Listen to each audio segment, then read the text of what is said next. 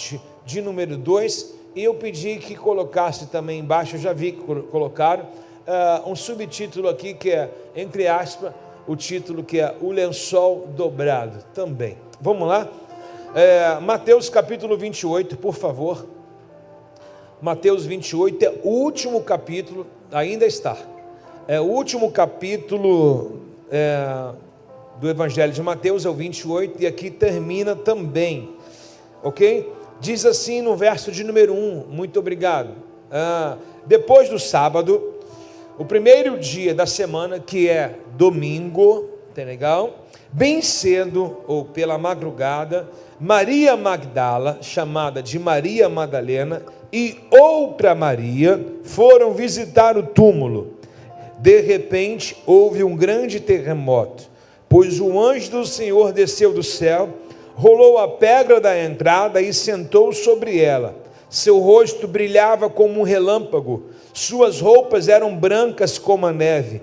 Quando os guardas viram o anjo, tremeram de medo e caíram desmaiados como mortos. Então as mulheres estavam a caminho. Alguns dos guardas, enquanto as mulheres, estavam a caminho, alguns dos guardas entraram na cidade e contaram aos principais sacerdotes o que havia acontecido. Eles convocaram uma reunião com os líderes do povo e decidiram subornar os guardas com grande soma de dinheiro. Instruíram eles, os soldados, disseram: vocês devem dizer o seguinte: os discípulos de Jesus vieram durante a noite, enquanto dormimos, e roubaram o corpo de Jesus. Se o governador ficar sabendo disso, nós o defenderemos para que não o complique. Os guardas aceitaram o suborno e falaram conforme tinham sido instruídos. Essa versão se espalhou entre os judeus e continuam a contar até os dias de hoje. Palavra de Deus para nossas vidas. Eu queria comunicar aos irmãos que nós fizéssemos um revezamento aqui de leitura. Pode ser? Eu vou iniciar com o verso 11 e você vai no 12, e eu mudo para o 13 e você vai para o 14, ok? Enquanto as mulheres estavam a caminho, alguns dos guardas entraram na cidade e contaram aos principais sacerdotes que haviam acontecido, o que havia acontecido. Verso 12, por favor. Tira essa microfonia.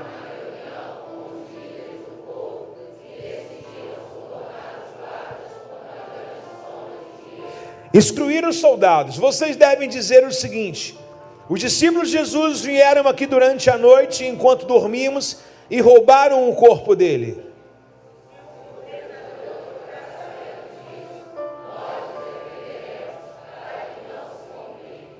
E o último verso: os guardas aceitaram o suborno e falaram conforme tinham sido instruídos. Essa versão se espalhou entre os judeus, que continuam a contá-la até o dia de hoje. Palavra de Deus para nossas vidas. O nosso primeiro tema de hoje é o suborno, a mentira contada como verdade. Já viu uma mentira contada como verdade? Dizem algumas pessoas que isso acontece quando ela se é repetida várias vezes, a pessoa conta aquela mentira achando que é uma verdade. Nós temos um texto bíblico agora que dá mais ou menos o parecer sobre essas coisas, e o texto bíblico diz que essa mentira contada como verdade, ela também teve um suborno, ou seja, uma soma muito grande, muito estimada, de um valor investido, de um dinheiro, para que isso pudesse ser propagado. Ou seja, um recebeu essa somatória, passou para o outro passou para o outro, até que todos espalhassem. Acredite se quiser, em Jerusalém, em Israel, até hoje é-se contado essa versão, mas parece que hoje não é mais uma versão muito aceita. Mas quando você pega um historiador, alguém que vai fazer o turismo com você, ele conta as versões, e ele vai contar várias versões, né? Inclusive para eles também é uma versão da ressurreição de Jesus entre os mortos. Ele vai dizer: a Bíblia Sagrada de vocês, quando você pega um historiador que não é cristão, ele é apenas um historiador, ainda que seja um judeu, né? Mas seja um judeu ortodoxo, da antiga aliança mosaica, né? Davídica, não é aliança messiânica, ele vai contar os fatos. Ele vai contar justamente o fato que está na Bíblia, dizendo assim: a Bíblia de vocês cristãos diz que Jesus ressuscitou, que apareceu um anjo, rolou a pedra, né? E ele vai contar o que ele entende da história. Mas até hoje ainda lá lateja. Só que pelo termômetro, sabe, quando ele coloca a Bíblia de vocês, dá para entender pela voz dele, pela fonema dele, pelo entendimento dele, que essa é a verdade absoluta. Mas ele não pode opinar, porque ele é apenas um guia turístico, né? Então ele não pode dizer uma assertiva. E quando ele fala desse ato aqui, há também boatos, histórias que dizem que Jesus teve o seu corpo comprado, né? Ou pelos discípulos vieram aqui, capturaram ele à noite, e esse boato também é surtido entre aí. Agora, não sei se você reparou, quando eu peguei a fala do guia e disse que ele trata esse assunto biblicamente como boato, e quando ele vai falar da ressurreição, ele fala: a Bíblia de vocês cristãos. Então, entre um boato e a palavra de Deus, qual que você dá validade? Boato sempre vai ser boato. A palavra de Deus é viva, ela é eficaz, ela é verdadeira, ok? Ela é a razão da nossa fé, da nossa existência. Se não tivesse Bíblia, irmãos, nós estaríamos fazendo o que aqui? Qual seria o nosso manual de culto hoje aqui? Então, o que a gente trata no primeiro aqui? Em que falasses vão inventar aquilo que a gente chama de milagre. As pessoas vão sempre querer: não é nada, vai ver, daqui a pouco aparece de novo. Não é nada disso, não. Assim como há evidência da ressurreição de Jesus, assim também vai ser na nossa vida. O milagre será grande. 10 pessoas receberam. Eu vou dar mais uma chance, porque eu entendo que essa hora, de repente, era um dia de folga seu, deveria estar dormindo, né, doutora? Mas você está aqui no culto. Assim como foi um grande milagre a ressurreição de Jesus, eu digo para nós que somos de Cristo Jesus, que essa evidência que até hoje está comprovada, também será um grande milagre na nossa vida. Pois se com Ele morremos, com Ele também ressuscitaremos em Cristo Jesus. Posso ouvir um 2, um 3, um 4, amém aí? Nessa manhã. Bom, mas o texto ele traz umas coisas muito importantes a serem colocadas. Testemunhas. Quem estava num culto antepassado, eu não lembro a proporção do culto de trás, os dias, nem qual dia foi, mas eu falei muito sobre testemunha, né? Que nós somos a testemunha ocular. O que é testemunha ocular? E o texto começa dando propriedade aqui. Vejam bem no verso de número 1, por favor. Verso de número 1. Depois do sábado, ou seja, Jesus morreu na sexta-feira, antes do pôr do sol, no horário judaico do sabático, ele foi colocado sobre o túmulo de José de Arimateia. Passou-se o sábado todinho, que nós conhecemos como sábado de malhar o judo, sábado de aleluia, essas coisas todas, né?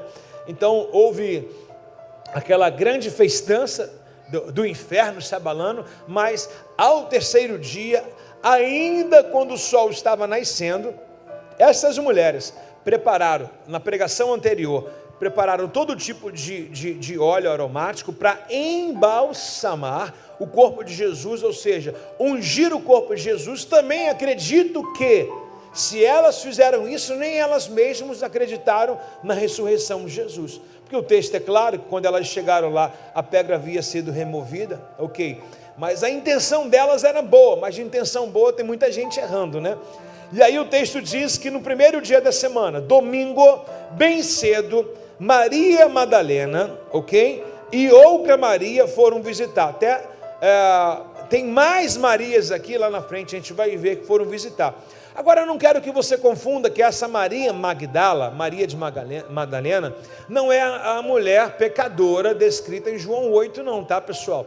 Essa Maria Madalena, mais abaixo nós iremos ver que ela teve uma vida liberta por Jesus, onde o texto diz claro que 7 demônios possuíam ela e ela estava liberta. Então, se há uma mulher com um pensamento puro, se há uma mulher liberta, no qual não há mais nenhuma influência do inimigo, e ela é descrita aqui como testemunha ocular, o que ela viu? Até então, dentro desse texto, diz que ela viu um anjo. O anjo moveu a pedra, e há um diálogo entre ela dizendo: aonde está o corpo de Jesus.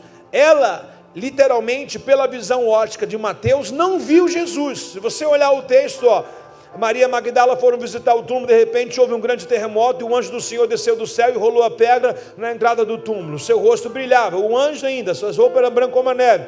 Quando os guardas viram o anjo, temeram e caíram quase mortos. Enquanto as mulheres estavam no caminho, repare bem, enquanto as mulheres estavam no caminho, não era o caminho do túmulo, elas acabaram de ver essa cena toda e foram contar aos apóstolos que estavam reunidos. O caminho da onde? O caminho de onde Jesus, na verdade, onde Jesus não mandou, mas o caminho onde eles se reuniram, porque a igreja estava em grande perseguição aqui. Então estavam os apóstolos, todos eles reunidos num lugar, elas viram o túmulo aberto, o anjo posto ao lado do túmulo, e saíram envolto correndo para avisar os discípulos, os apóstolos, que o túmulo havia sido aberto e que Jesus não estava mais lá. Então, quando o texto de número 11 diz que elas estavam a caminho, não é do túmulo, é a caminho dos discípulos para informar a ele que o corpo de Jesus não estava mais lá. Só que o texto mostra para a gente aqui uma dúvida, e essa dúvida, ela está sendo falada, anunciada. Por exemplo, nós estamos lendo aquilo que a gente sabe que não é verdade, e aquilo que é verdade. Por exemplo, quando você lê aqui, no verso número 12, eles convocaram uma reunião com o líder do povo, decidindo subornar os guardas. Nós estamos na vantagem, porque nós estamos lendo que isso aqui foi uma história macacréfica, criada, uma história inventada, para que nós pudéssemos não acreditar na ressurreição de Jesus. Então nós estamos com uma vantagem hoje. Porém, esses dias eram dias tenebrosos. Devemos pensar como estava o ambiente nesse momento. Não era um ambiente nada fácil. Qualquer um que se declarava cristão era morto. Você vai ver essa perseguição aqui até o capítulo 9. Paulo encarcerando, prendendo todo mundo. Você vai ver Estevão se declarando como cristão, sendo apedrejado. Você vai ver eles disparando para tudo quanto é lugar, e invadindo até lugar que o evangelho não tinha sido ainda pregado.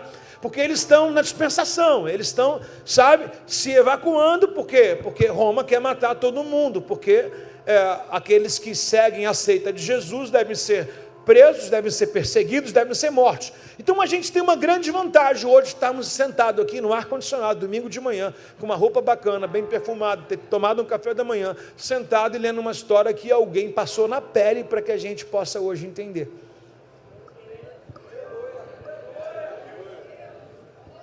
Na pele. E hoje nós estamos olhando aqui uma mentira que muitos dos discípulos, eu acredito, muitos discípulos acreditaram. Você vai ver, é assustador a reação de Pedro, né?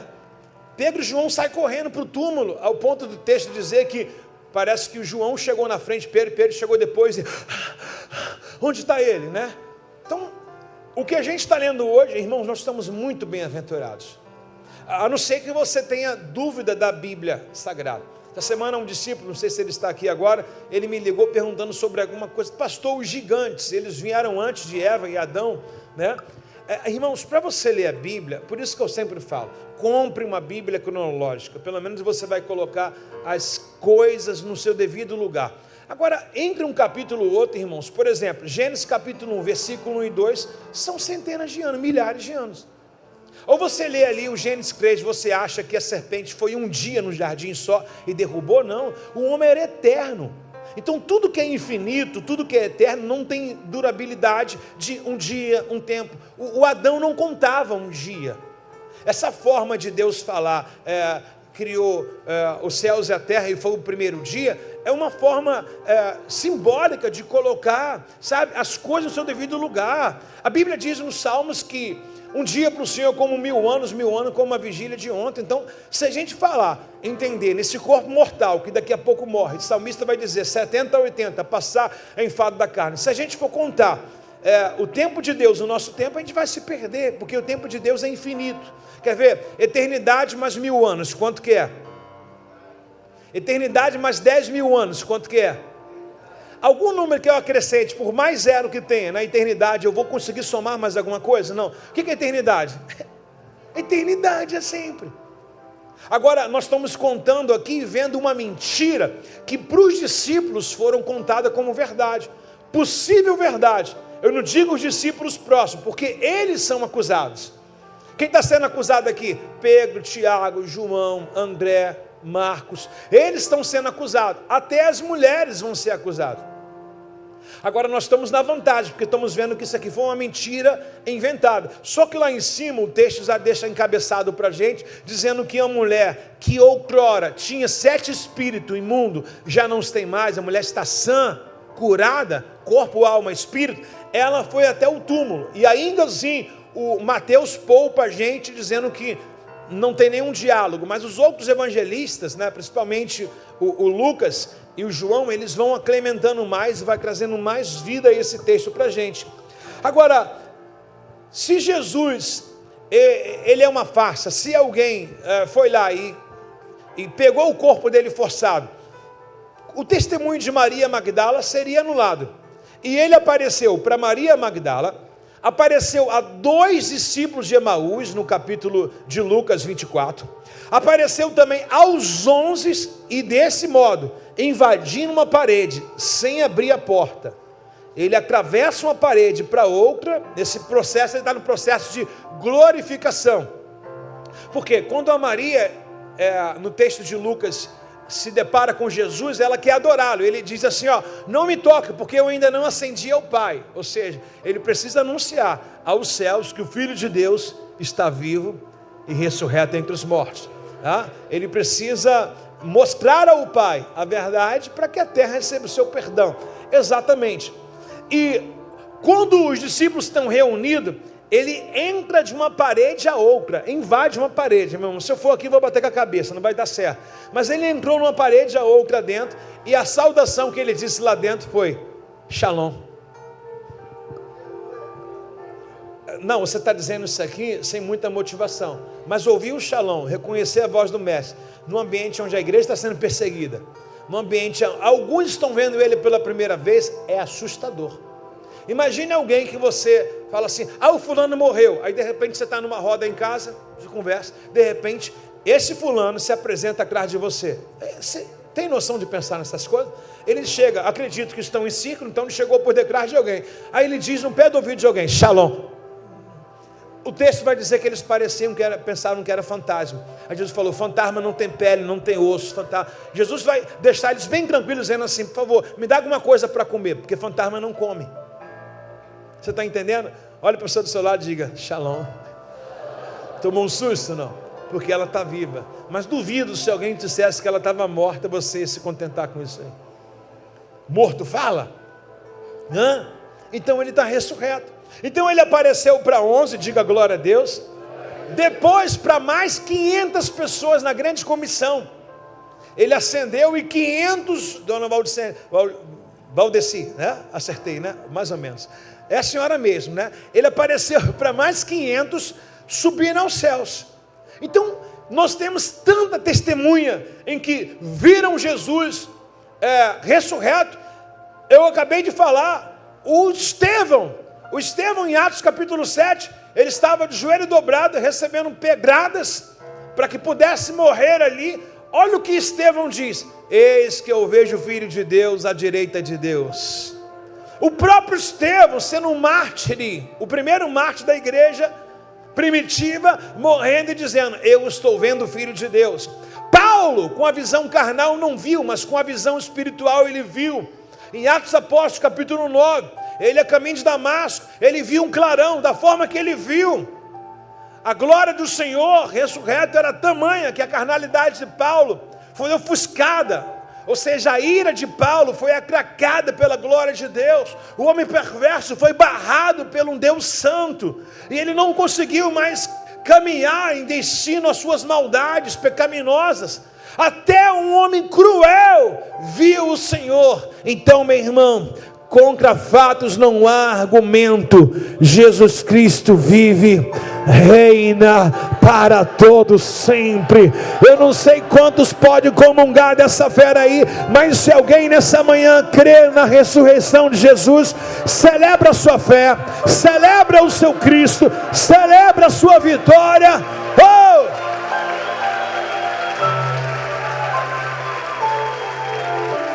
E hoje, Quantas testemunhas nós temos aqui nessa manhã? Gente, quanta motivação. Quantas testemunhas nós temos aqui nessa manhã? Nós somos testemunha. A Bíblia diz: bem-aventurado quem não viu e creu. Quando a gente quer ver Jesus, pega a palavra, irmão, ele se revela na palavra dele, ok? E hoje nós somos essa testemunha. Irmãos, qualquer uma religião vai dizer sobre o seu Deus, o seu Senhor. Eu não quero transgredir alguns princípios aqui. Hoje tem a Bíblia para tudo do que não pode falar, né? Antigamente você lia a questão do homossexual na Bíblia e não tinha lei nenhuma em que você pudesse. Hoje querem tirar Romanos 1, querem tirar tudo aquilo que a Bíblia discrimina, e a Bíblia diz: ai daquele que tirar e colocar. Mas, irmãos, qualquer uma outra religião, qual é o Deus dessa religião que está vivo? As múmias de Faraó estão no museu lá no Egito. Quando você for em Israel, você vai ver todas as múmias. Os faraós, eles se intitularizavam deuses, né? Eles eram deuses do Egito. Você vê que quando Moisés vai lá, ele: não há outro Deus senão eu, Ramassés. Então os faraós estão embalsamados até hoje. São múmias esperando a ressurreição dos mortos, que nunca aconteceu. Em qualquer religião, como eu falei que não vou nomeá-la aqui, em qualquer religião, todos aqueles que se intitularizavam Deus, todos eles ainda estão mortos. Somente o nosso, que por um momento ocupava o trono, esvaziou. Ocupava o túmulo, esvaziou para voltar para o trono novamente. E essa verdade é a verdade do Evangelho. Qualquer um livro que você lê, qualquer uma coisa que você lê, ao tempo, parece que vai se desfazendo, parece que aquela verdade não é uma verdade real na sua vida. Um exemplo, né?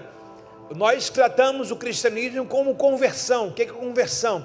Eu não era, agora eu sou. Eu me converti, deixei de ser para me tornar agora, né? É tão realidade que qualquer um que abandona essa palavra, em que tenta voltar para o mundo, diferente de outra religião. Por exemplo, o cara saiu de outra religião afro, né? Quando ele sai, ele procura Deus, ele procura outra coisa. Mas esse aqui não. Quem se desvia daqui sabe que tem que voltar para aqui, porque ele conheceu uma verdade. E quem conhece a verdade, irmão, quem uma vez, irmãos, coloca joia, jamais vai querer usar bijuteria novamente, irmãos. Uma vez que você conheceu a verdade, jamais irá querer tornar a mentira. Ainda que você esteja num lamaçal de pecado, você não vai, você sabe que essa é a única verdade existente para a nossa vida, a nossa fé. Quem crê na palavra de Deus aí? Então diga: eu creio no Cristo ressurreto. Se você pode, dar um glória a Deus no seu lugar bem alto. O Lucas, o evangelista Lucas, no capítulo 24, que também é o último, ele diz para a gente a seguinte colocação. Dá uma olhada, por favor. Evangelho de São Lucas, capítulo 24, por favor. São Lucas, capítulo 24. Também é o último, tá vendo? Como que domingo, ou quarta-feira, desculpa. Quarta-feira a gente vai terminar aqui os evangelhos. Pessoal, eu nem me atentei, devia ter trazido essa informação. Quando é que nós começamos a pregar o evangelho? Foi início do ano? Alguém me informa? Foi início do ano passado. Tem 2 anos pregando o evangelho. Tu confirma isso, por favor? Tem certeza? O Darlan disse que foi ano passado. Alguém me confirma também? Ramon também? Também? Sério mesmo? Qual foi a data então? Vou abusar de vocês.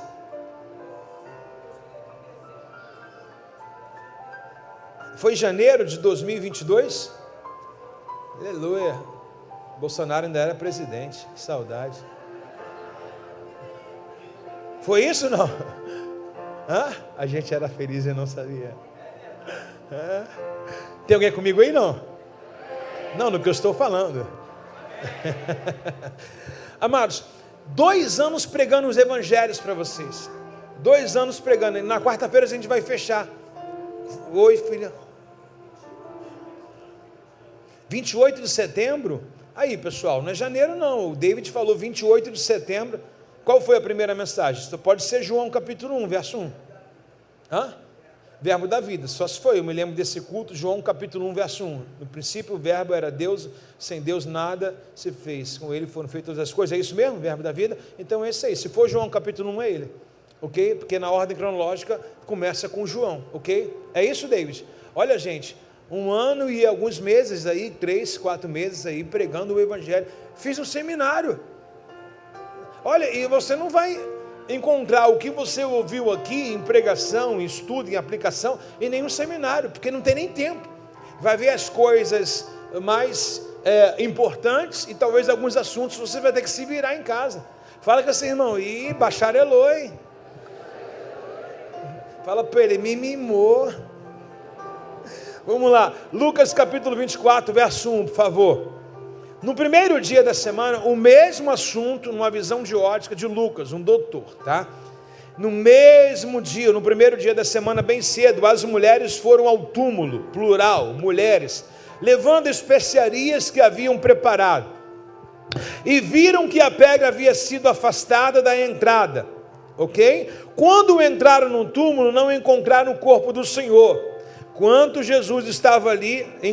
estavam ali, perplexas, 2 homens, que são 2 anjos, apareceram vestidos com mantos resplandecentes.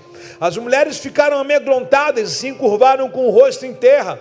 Então os homens perguntaram: por que vocês procuram entre os mortos aquele que vive? Ele não está aqui, ele ressuscitou. Lembre-se do que ele disse na Galileia para vocês. É necessário que o Filho do Homem seja traído e entregue na mão dos pecadores, para que seja crucificado e ressuscite ao 3º dia. Então lembraram dessas palavras de Jesus, e voltando ao túmulo, foram contar aos 11 discípulos todos os outros que haviam acontecido. Lembra lá o que nós lemos acima? Quando elas estavam a caminho, ou seja, e voltando do túmulo, foram contar aos 11. Quem foram as primeiras pessoas que viu Jesus ressurreto entre os mortos? As mulheres. Depois elas foram contar, e voltando do túmulo, foram contar aos seus discípulos, 11.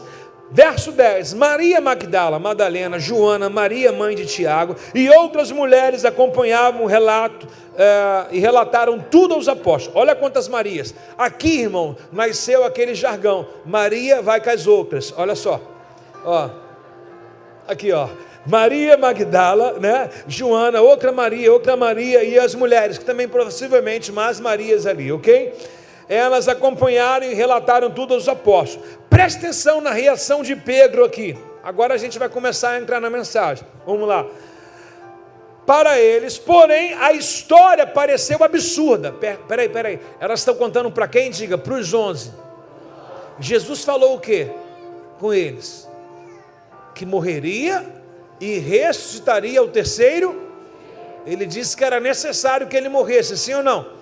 Agora, quando as mulheres chegam para contar ao 3º dia aquilo que eles ouviram durante 3 anos, o que é que eles fazem? Eles estão desdenhando aqui, não acreditando. Para eles, porém, a história pareceu absurda e não acreditaram nelas. Elas são testemunha ocular. Mesmo assim, sendo ela a primícia de ver Jesus ressurreto, o túmulo vazio, a gente sabe que a história para boi dormir, que os guardas foram corrompidos, nada disso é verdade. A única verdade é que o anjo rolou a pedra e Jesus ressuscitou dentre os mortos, ok? Agora, elas contando direto para os apóstolos, eles não estão acreditando. E olha o que diz, mas Pedro se levantou, correu até o túmulo, abaixando-se, olhou atentamente para dentro e viu panos de linho vazio.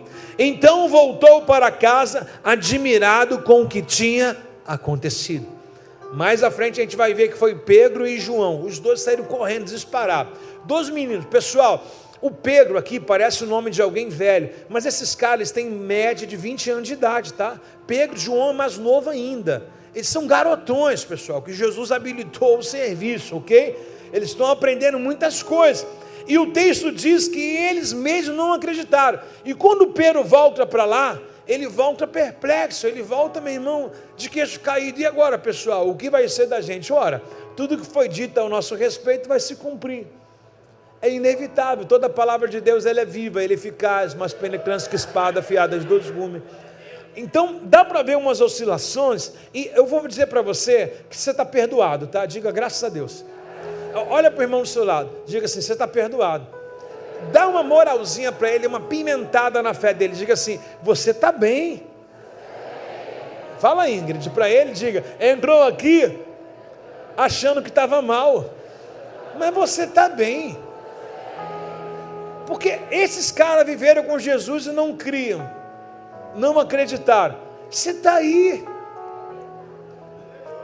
não participou da crucificação, não andou com ele durante 3 anos, não está com dúvida no seu coração, acredito que não, está bem demais, está muito bem, porque se o Pedrão duvidou, ficou pasmo, João, irmão, toma bem na fita, toma ou não toma?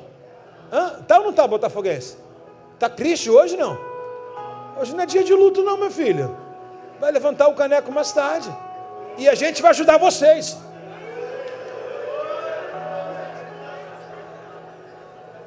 Eu vou lhe ajudar hoje. Se eu fosse você, botava os reservas, deixa que eu faço o papel. Tira. Misericórdia, minha vida, Senhor. João capítulo 20. Eles estão doidos para soltar um vídeo que eu fiz, meu Deus do céu. Evangelho de João capítulo 20, presta atenção, repete comigo assim, Pedro, todos vocês por favor, Pedro e João correram até o túmulo. Vamos parar aqui? Agora vamos com a visão do evangelista João. No primeiro dia da semana, Evangelho de João capítulo 20, no primeiro dia da semana, bem cedo, todos eles testificam, foi manhã, no nascer do sol. Enquanto ainda estava escuro, Maria Magdala, de Madalena, foi ao túmulo e viu que a pedra estava sendo, ou tinha sido removida. Correu e encontrou Simão, Pedro e o outro discípulo, a quem Jesus amava. Quem é ele? Está comigo aqui, não? Dá para juntar os 3 e ver essa cena? Vão lá, vê, ficam pasma e volta para comentar com os discípulos. Quem são os 2 que tomam partido? João e o Pedrão também. Então, correu e encontrou Simão e o discípulo a quem Jesus amava, claro que nós sabemos que é João, e ele disse, tiraram do túmulo o corpo do Senhor, não sabemos aonde colocaram.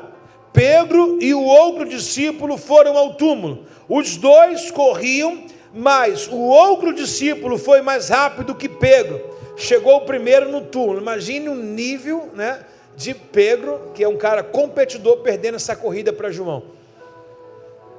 Cá entre aspas, chegou lá, ele perdeu até o foco, que era o túmulo, falou, por que você chegou na minha frente? O nível de Pedro é terrível. Pedro e outro discípulo foram ao túmulo correndo, ok? Então os 2 corriam, e o texto diz que João chegou na frente. Aí, abaixou-se, olhou para dentro e viu ali faixa de linho, mas não entrou. Então Simão Pedro chegou e entrou, também viu as faixas de linho, e notou, verso 7, repete comigo, notou que o pano que cobria a cabeça de Jesus estava dobrado e colocado à parte. Pergunta para a pessoa do seu lado, você arruma a cama quando levanta?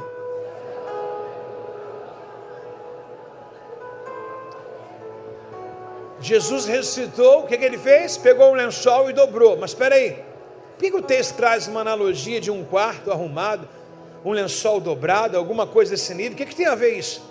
Por isso que a gente está trazendo o Evangelho de Mateus 28, o Marcos 16, o Lucas 24 e o João, porque cada um vai enriquecendo num detalhe. Sabe aquela história completa? Está se enriquecendo num detalhe.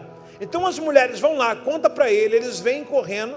O João chega na frente, Pedro fica irado com isso, não porque Jesus ressuscitou, mas porque alguém tomou a frente dele. Né? Aí o Pedro chega lá e olha, e ele tem um detalhe que ele traz para a gente. Pedro é sensacional. Qual o detalhe que ele traz para a gente? O lençol estava dobrado. Quem já foi em churrascaria? Quem já foi em churrascaria? Quem vai hoje? Quem é o marido que vai levar a esposa hoje? Quem vai na Mocelim? Aleluia. Quem vai? Hoje tem comida fora, churrasco. O marido vai abençoar a esposa hoje, amém? Comemorar o título do Botafogo, filho, é isso aí. Olha lá, o maridão falou, não, hoje se levantar o caneco, né? Tá certo. Você já viu na churrascaria que quando você não quer comer mais nada, você tem um cartãozinho que uma faixa dele é verde, a outra é vermelha? Por exemplo, se você não quer mais nada, para o garçom não ficar, Senhor, Senhor, Senhor, né? Toda hora, né? É até legal quando a gente está com fome, mas quando a gente está cheio, tem que toda hora falar, não, obrigado, não, obrigado, não, obrigado. Eu já falei que não? Claro que não, né? Você não precisa ter essa informalidade ou essa agressividade. O que você faz? Você pega o cartão, tá? Que obviamente, depois que, antes de você comeu 5 quilos de carne, está no verde, né? Aí você está estufado lá, mega satisfeito. O que você vai fazer? Você vai pegar o cartão e vai virar para o vermelho. No vermelho, no português, está escrito, não, obrigado. Se você virar para o verde de novo, Tamagotchi, né?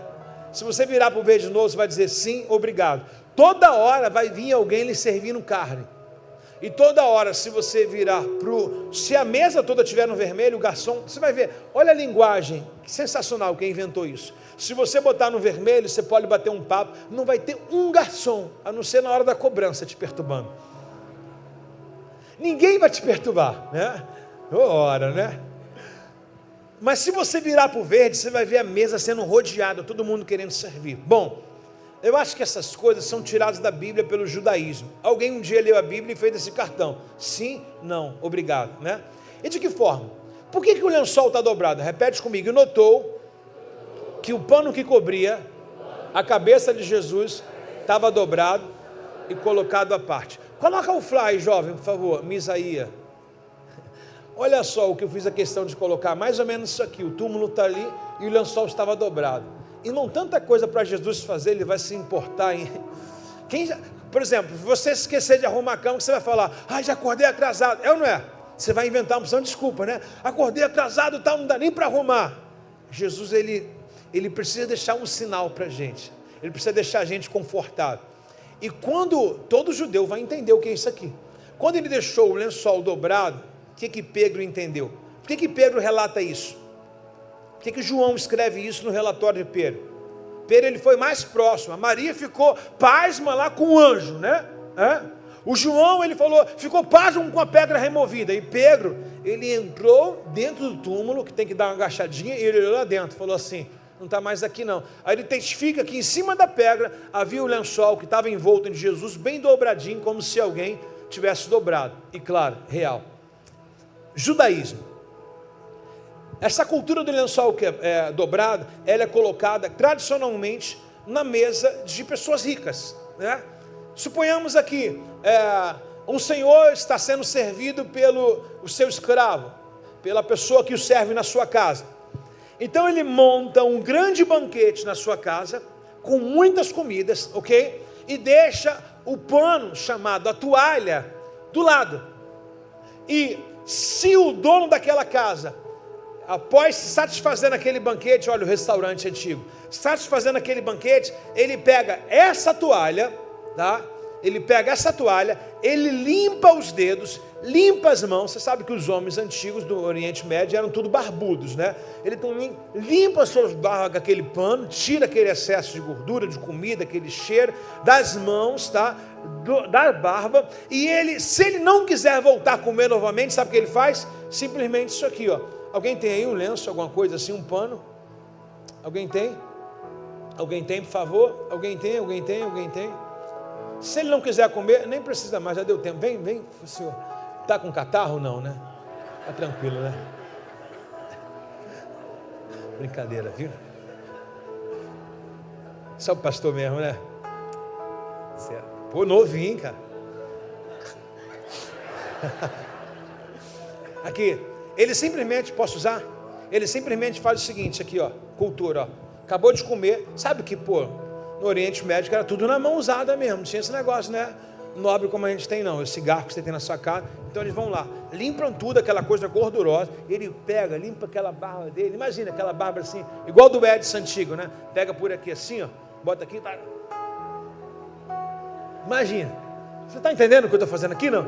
Isso não é, ó, aqui, ó, tem aqui assim. Aí ele está satisfeito, ele não quer voltar mais comer, ele levanta da mesa e faz assim, ó. Jogou. Aí quando ele sai, o escravo dele, né, aquele que o serviu, ele olha, antes do cenário da mesa, o que ele comeu ou não, ele olha se o patrão vai voltar. E se o patrão jogou a toalha, ele não vai voltar a comer novamente. Então ele pode recolher toda a mesa. Agora, se o patrão for voltar,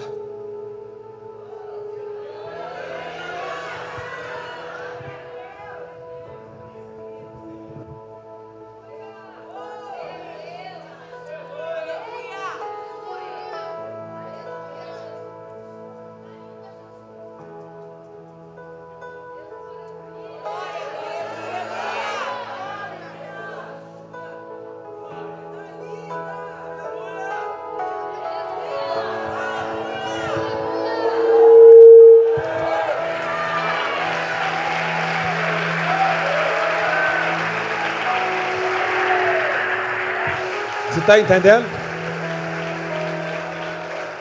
Se o patrão for voltar, é dobrado. Mexe na mesa não. Deixa a mesa preparada que ele vai voltar. Você está entendendo? Então a visão de Pedro é: ele vai voltar. Ele está. Não sei se isso serve para você, mas para mim serve para os nossos dias. Se tem uma mensagem atual da volta de Jesus, é: o lençol está dobrado. Cadê a igreja do Senhor que vai ser arrebatada? Cadê a igreja do Senhor que está recebendo essa palavra hoje, nessa manhã? Passarão os céus e a terra, mas a minha palavra não há de passar.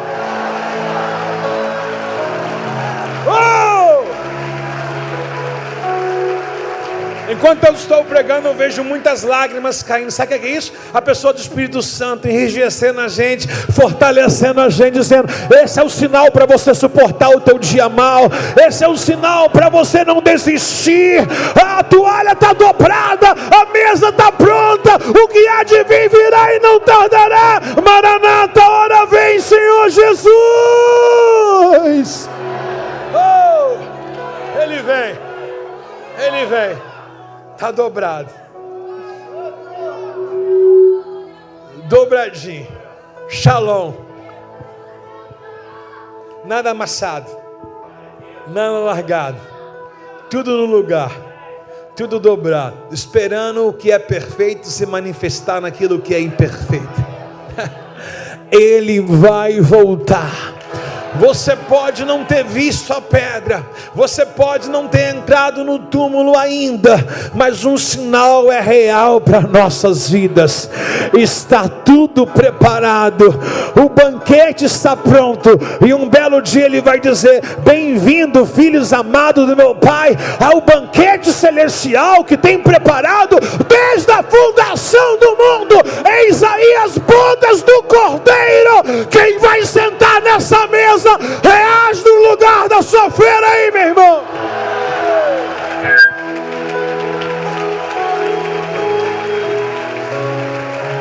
Aí nós podemos cantar: Ele virá, soberano em poder. Ele virá, e o governo está nele. Vejam, ele traz consigo as suas recompensas. Ele virá, soberano.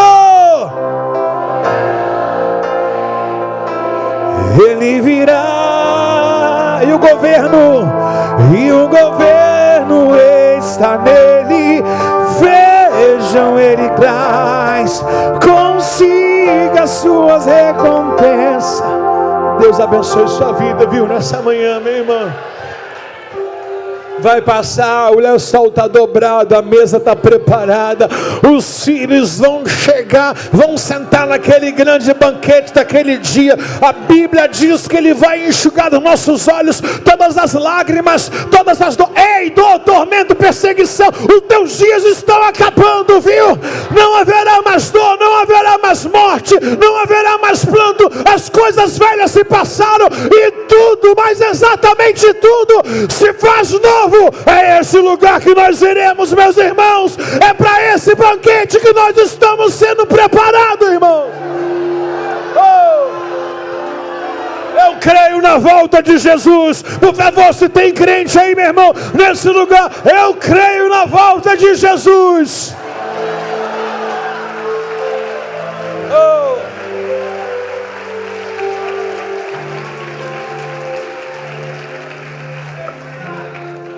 Toda vez que você for na churrascaria, você nunca esqueça isso. Se o garçom não deixar, você fala: por favor, me dá aquele negocinho redondo assim, só para me fazer menção da volta de Jesus nessa mesa. Aí você vai ficar brincando com o garçom, né? Verde, vermelho, verde, vermelho, verde, vermelho. Testa isso só para você ver. O João, ele deixa algumas riquezas para a gente ainda, no capítulo 20, baixa um pouquinho, Beto. Ainda no versículo 11, ele traz uma riqueza que é muito bom de a gente explorar. Maria estava ao lado de fora do túmulo, chorando. Baixou e olhou para dentro. Viu 2 anjos vestidos de branco, sentados à cabeceira e os pés no lugar onde tinha estado o corpo de Jesus. Está acompanhando, irmãos?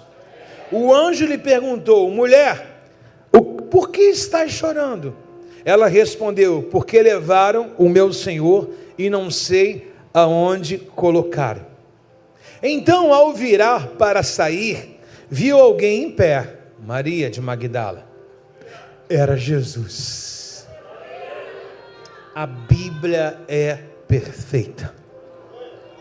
Se Mateus não trouxe detalhes, se Lucas não trouxe, se Marcos não trouxe, João está enriquecendo a gente de detalhe aqui. Então, ao virar para sair, 2 anjos dentro, conversando com ela. Quando ela vira na saída, não dentro do túmulo, mas fora do túmulo, sabe que Jerusalém, o lugar onde Jesus foi colocado, o túmulo, é um jardim. É chamado até hoje Jardim do Túmulo. Movido de muitas árvores, um ambiente muito saudável. Então, quando ela olhou para trás, ela viu alguém em pé. Ela não sabe, ela está confusa. Só que o narrador diz para a gente, era Jesus, mas ela não reconheceu.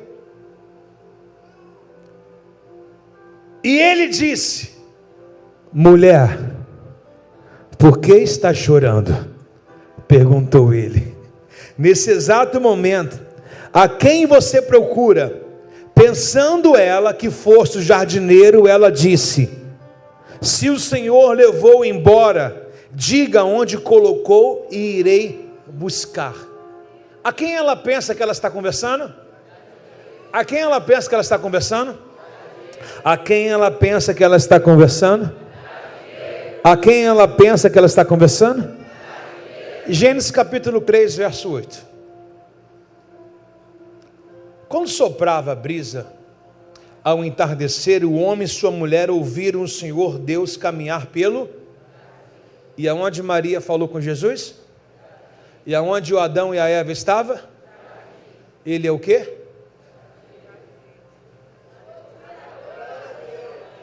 Esconderam-se entre as árvores. Então o Senhor chamou o homem e perguntou: onde você está? Ele respondeu: ouvi que estava andando pelo jardim, me escondi e tive medo porque estava nu. Quem lhe disse que estava nu? Perguntou Deus. Você comeu do fruto que eu ordenei que não comesse? Olha o que o homem vai dizer. O homem respondeu: foi a mulher que o Senhor me desse. Por quê, irmãos? Por que o Senhor vai logo colocar a mulher para visualizar, contemplar ele primeiro? A responsabilidade do jardim não era do homem, irmãos? Não era? Mas o homem traz a sentença para quem? A mulher. Tinha um sentimento de culpa eterno sobre a mulher. Mas a primeira mulher a visualizar Jesus ressurreto no túmulo foi quem? Nesse exato momento, se você voltar, ao virar no verso 14, ao voltar e virar a sair, viu alguém em pé, era Jesus, mas ela não reconheceu. E essa pessoa que ela pensa que é um jardineiro, e é ele mesmo, é jardineiro, é carpinteiro, É tudo, né? Mulher, por que está chorando? Ela não sabe que é ele. Fala baixinho para Maria não escutar. Ela não sabe que é ele. E ele está conversando com ela, perguntando: por que você está chorando? A quem você procura? Pensando que fosse o jardineiro. Disse ela: se o Senhor levou o meu Senhor embora, me diga onde o Senhor colocou, que eu irei buscá-la. Nesse exato momento, a mesma voz que a mulher havia tido uma ruptura no jardim do Éden, agora ela é restaurada. Olha o que diz no verso 16. Cadê o pessoal da cela Rabone? Aleluia! Olha o que diz no verso 16. Maria, disse Jesus. Ela se voltou para ele e exclamou: Rabone, que quer dizer mestre. Eu não sei o que te separava de ouvir a voz de Deus. Eu não sei o que tirou do jardim. Eu não sei de onde você foi expulso. Mas nessa manhã há uma voz do seu mestre dizendo para você: eu estou de volta no lugar do nosso encontro. Eu estou de volta no lugar da nossa origem. Então é nesse lugar que as pontes são refeitas, que os laços são feitos. É nesse lugar que estava quebrado e é consertado. É nesse lugar que não existia, volta a existir. É nesse lugar onde o mestre chama dizendo: Maria, não é o jardineiro, sou eu. E a Maria olha para ele e diz: mestre, que quer dizer Rabone. Alguém nessa manhã está fazendo uma aliança com Deus de volta. Mestre, Rabone. A Maria olhou a singularidade, a essência, o propósito. Ela olhou no jardim e falou: é alguém cuidando das plantas. Literalmente, era ele visitando o nosso jardim novamente. Irmãos, no meio da nossa caminhada vai acontecer muitas coisas que talvez nem é você que vai pecar e alguém vai dizer: foi o fulano. Talvez você será apontado e a gente vai perdendo essa intimidade. O que faz a gente se afastar? Às vezes é o que dizem, é o que falam, o que a gente faz também. Mas nessa manhã, qual é a manhã que nós estamos vivendo? Amanhã de domingo, amanhã de ressurreição. Amanhã de um médico, daquele jardineiro olhar para a gente e nos chamar de novo pelo nosso nome. Quando ele disse o nome dela, ela falou: é o Senhor, mestre. Rabone, quer dizer mestre. Irmãos, eu não sei de qual jardim, não sei de qual lugar da sua vida há um vazio. Eu não sei de qual lugar da sua vida o Adão possa ter sentenciado. Eu não sei qual lugar da sua vida alguém deve ter te colocado. Você imagina, irmãos, 2000 anos depois, 2000 anos depois, aquele erro do jardim é consertado. Eu não sei quanto tempo tem, irmãos, a sua queda, não sei quanto tempo tem o seu afastamento, não sei quanto tempo você não está no jardim que Deus escolheu para você. Mas, irmãos, essa manhã é manhã de nós ouvirmos a voz do nosso Rabone, do nosso mestre. Essa manhã é manhã de nós nos aliançarmos com Ele e voltarmos para o lugar. Essa manhã é manhã de nós termos um ouvido bem aguçado para que a gente possa voltar a ouvir a voz do Senhor novamente. Sabe, irmãos, quando Paulo diz em Romanos: nem a altura, nem a profundidade, irmãos, nem o presente, nem o porvir, nada e nem ninguém vai nos separar da voz do Rabone, irmãos. Nada e nem ninguém vai nos tirar do nosso jardim. Tem um jardim especial para você, irmãos. Tem um lugar especial no coração de Deus que é seu. Não deixe que as crises, as suas quedas, o que você